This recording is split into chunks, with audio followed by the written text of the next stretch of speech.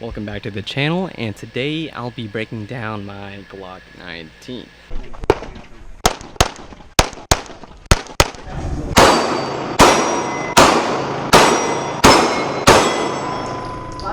Here's a little context. I bought this in California when I was stationed there, so it was easier for me to buy a Gen 3, and then I guess by the time it came out, the SIG M18/P320 came out, and I wasn't sure if I wanted to wait that long. And then at the time, you had to buy the California compliant one, and then change out the grips and whatnot. But then SIG down the line released their version of it. But why did I personally go with the Glock 19? I mean, did I shoot 19 specifically in the past? No. I've shot P320 and then a Glock 17 at a range, but generally got the feel of it. But I knew that I wanted to have a do-it-all pistol for concealed carry, competition use, whatever, whatnot, home defense. But yeah, so let's break it down. So starting from the light, this is the Streamlight TLR1. If I can get HL. I don't know the lumens specifically, but it's pretty fucking bright. Like if you point it at yourself, it'll hurt, like hurt your eyes. But from what I've heard online, the Streamlight is more of a floodlight compared to, let's say, a Surefire X300 Turbo, which is more like a focused beam. But yeah, I got it because why not? I got it the same day I got the Glock. But yeah, it does its job. And I thought about the micro lights, but the TLR 7, but the 7's like light output isn't just quite the same if you just go quite a bit step up, like to a full size light. But yeah, so if you look in my earlier reels, I get a lot of shit for like, oh, why are you relying on a red dot, son? Well, the future's now, old man. But I initially had the stock OEM front and rear sight, but I swapped it out after like maybe a month or two of having the gun, just because it's like, when I was in the Marine Corps, I learned how to shoot with an ACOG with a prism optic, so I tend to like to shoot with red dots and magnified optics. And then I have astigmatism, so I kind of just like went to my local gun store and then asked to check out some of the sights, because that is the best thing that you can do. Just try before you buy if you have a red dot, or if you have astigmatism, sorry. But yeah, but initially, as mentioned in my last video, I had a optic plate, the dovetail rear sight adapter. It was okay. It just added like an 1/8 of an inch to a 1/4 of an inch more as a riser, and then there wasn't a guarantee that it'll hold 0. So, but I personally went with the Wager Machine Works front serrations, and then for the RMR cut for the Holosun 507C. But the Gucci slides and the Brownell slides is like just about the same price, if not slightly cheaper, just to go with an OEM cut, and I didn't want to second guess the tolerances and whatnot.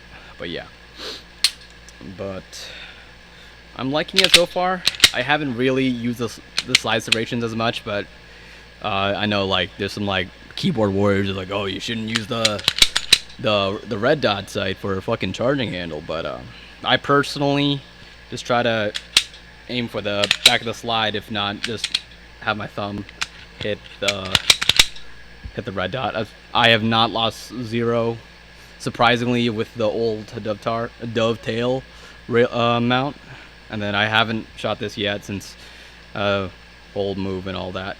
But controls, sorry, I'm a very fucking safety guys, so I don't flag myself.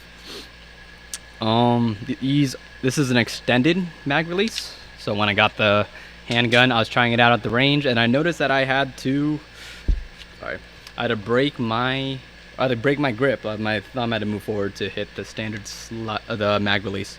But I like this. The OEM one is only like $5. Don't overpay for a shitty like anodized red fucking mag release. I don't think it's worth it. Just go with OEM if a store or local gun store has it. And then my local range was nice enough to do the 5-second job for me, but I'm sure it's easy to do it. And then for the slide release, this is OEM. When I first got the gun, there was a bit of a skill issue, since I'm gonna put up the video right now.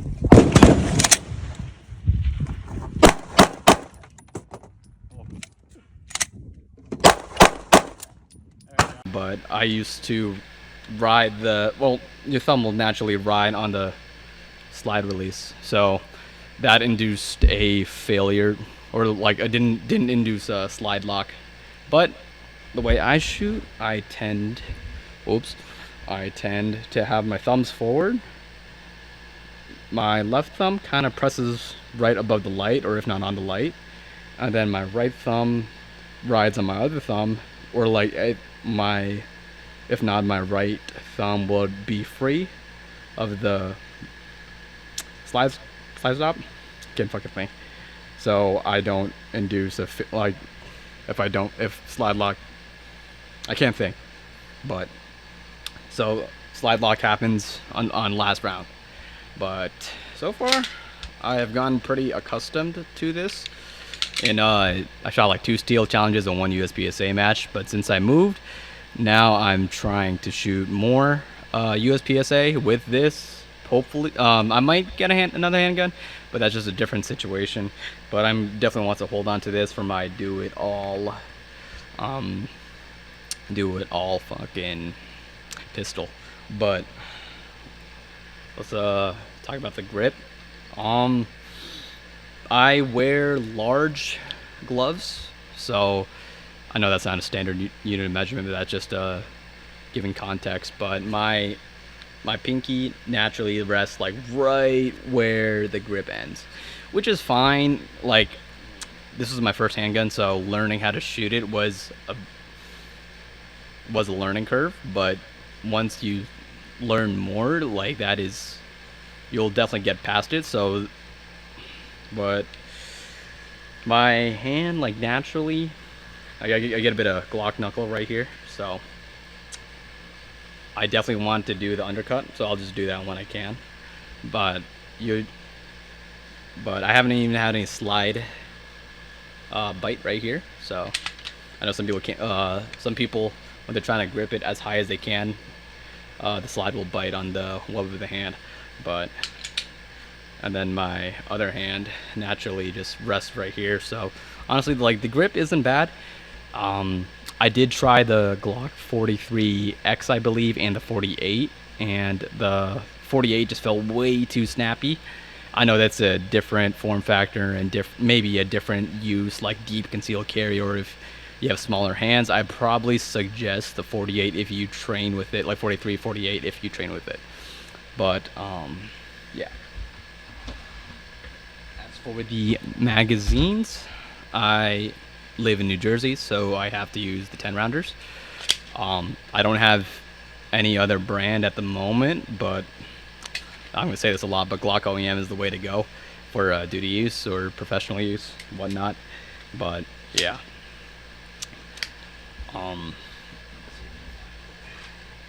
I previously had the Magpul GL, the Glock Magwell.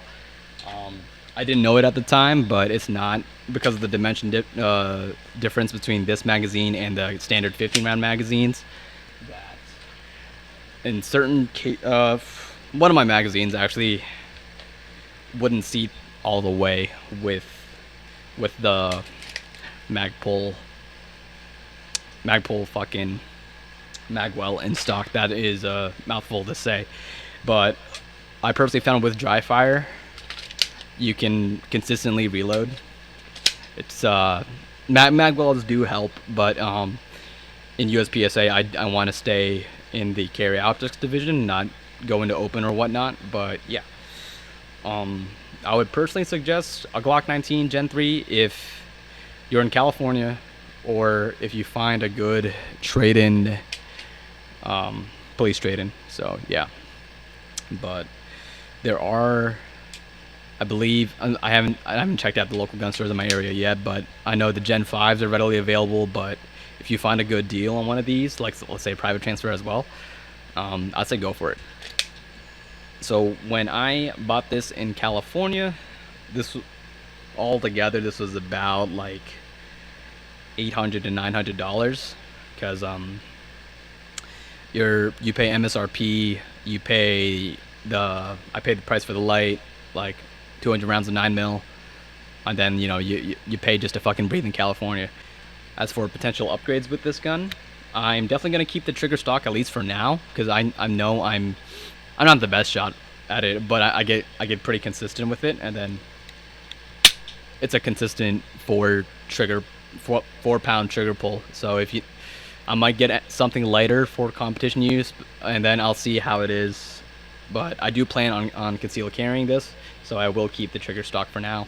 But I've heard good things about the Radiant Ramjet, and that is $400, which isn't too bad. I've heard good things about it, and I heard that it works for 115 grain and probably 124 grain.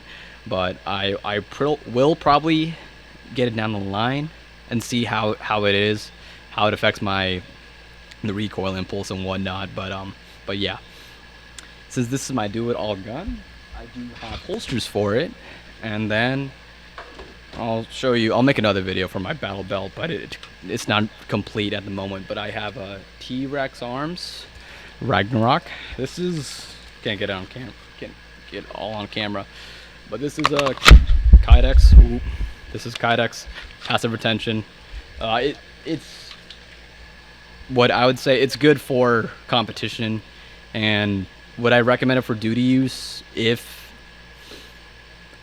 maybe, I know departments and units require retention systems, so, but if they don't, and like the holster wasn't too bad, it was only like $95, and then it comes with the hardware and whatnot. But yeah, I think it's a good holster. I know there's cheaper holsters. I am not going to shill for We the People, despite how aggressive their marketing is. But yeah, just shop around and see if there's a holster that's right for your use. But I would recommend that if you're gonna get a light, make sure you commit to it, because that affects your holster choice as well. And then same thing with the red dot if it's like fucking massive. But yeah, as for my other holster, I am not sponsored. Lucas does not know who I am, but I have a T-Rex arms sidecar 2.0. But this was just a purchase just because I knew I've had good experiences with my Ragnarok, and then T-Rex arms is a part of the hype culture when it comes to gear, so I settled on this. Tier 1 concealed was another option I was looking at, but then it was a slightly more expensive, as well as, or no, LAS concealment, yeah, but as well as Haley Strategic. But I got it in urban gray just because my gray man vibes. But yeah, I haven't formed an opinion. I haven't carried it enough to form an opinion, and I'm still in the process with all the paperwork and all that for my CCW. But I will do more videos as well. But yeah, very positive opinions for Glock. I do plan on trying out other handguns in the future, possibly Beretta or whatnot, but something different, something that's not striker fired. But yeah, as for malfunctions, I've only had one, and I recorded it, so I'll throw up the video. It was just a failure to eject, I believe.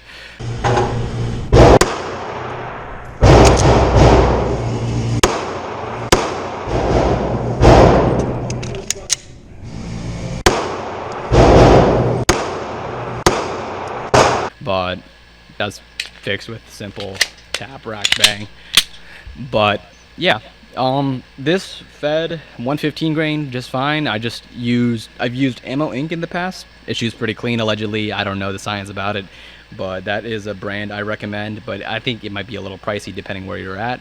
And then I've used CCI Blazer 115. So if you ask around, Glock's feet will literally eat anything that you throw at it.